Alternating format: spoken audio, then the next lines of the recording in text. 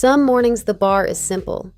Offshore before 9, fish before 10, home before dinner. The Grady-White Freedom 345 exists for exactly that day. Built by Grady-White in Greenville, North Carolina, in production since 1959. The Freedom 345 is the offshore dual console they've been building towards since day one. Twin XTO 450 outboards push it past 50 miles per hour when you need the speed. This SeaV² hull holds through the chop so you're not fighting it all the way out. Run hard, arrive right. Cockpit side doors open to the water, 30-gallon live well in the aft. Foredeck seating with a folding table for the sandbar stop. Everything you need is already on the platform.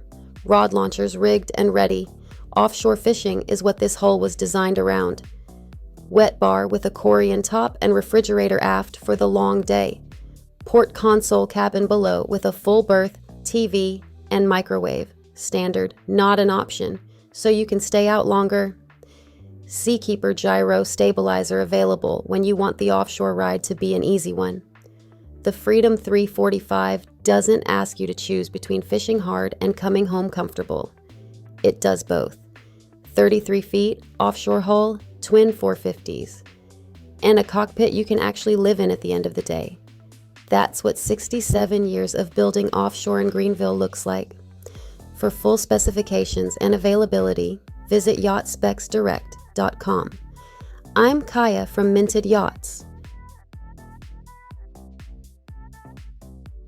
For additional information, feel free to email me at info@mintedyyachts.com or hit us up at yachtspecsdirect.com. New to yachting? Then grab our free buyer's guide at yachtbuying101.com and find your water.